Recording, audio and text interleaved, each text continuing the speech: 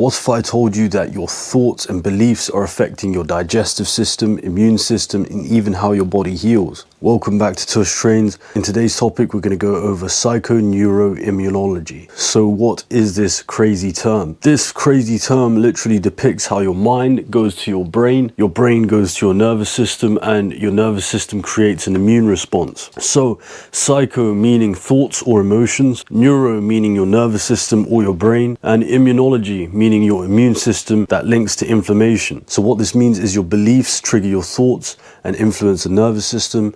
And this is especially true with the stress response. What this does is activate or suppress the immune system. There was a study done in 1991 by Cohen. It basically says that people who reported high stress were more likely to catch a cold after being exposed, proving the mind immune reaction. So let's talk about stress, beliefs, and sickness. So if you believe in your mind that you're chronically stressed, that alone can bring out stress. So if you have that chronic stress belief, your cortisol gets higher, and this causes gut damage and immune suppression. So some examples of chronic negative beliefs are: I'm unsafe, I'll never be able to do this, I'll never be able to do that. And what this does is it triggers your amygdala, and this leads to the HPA axis, and then cortisol then rises. So if you have prolonged cortisol, this basically leads to a suppressed immune response, leaky gut, which is a problem in the microbiome, and poor wound healing, along with autoimmune flares. So if you have alopecia, you'll probably have another spot if you go through an autoimmune flare-up. So there was two studies that I was looking at here.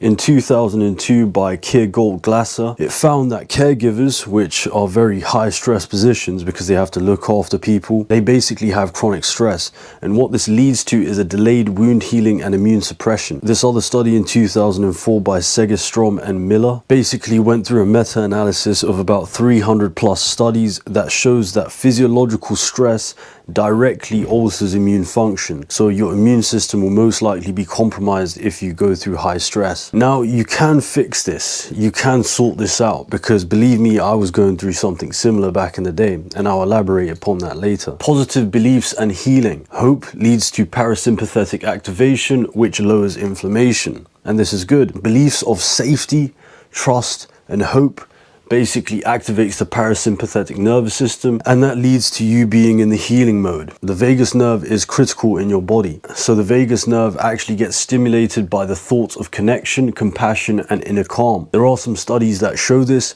So Davidson and Kabat in 2003. So after 8 weeks of mindfulness practices, participants started to show an increased antibody production and brain changes in regions tied to positive emotion. Now there is something called the placebo effect, and basically in some studies, I can't remember where, so the belief alone that a sugar pill actually caused measurable healing responses via endorphins and immune markers. Belief alone modulates real physiology. So let me take you back 2 years ago. 2 years ago, I was in phenomenal shape. I literally had 8-pack abs, and I was in phenomenal shape. I was extremely lean, I was mean, but the problem was inside, I felt something wrong.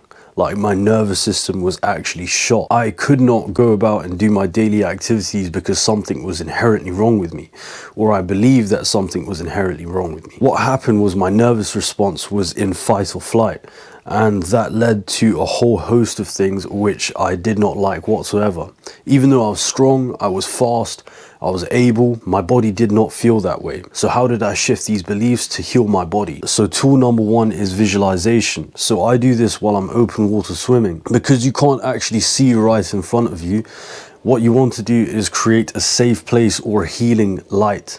So I create this bubble around me that literally is a healing light, my aura that protects me. While I'm swimming, that is all I think about. And what this leads to is lowering your cortisol, and that leads to modulating inflammation markers. The next tool is somatic affirmations. Instead of just positively thinking, which I always used to do, well, I used to have a mix of it. I used to have negative beliefs, negative thinking, and I used to have a mix of positive beliefs.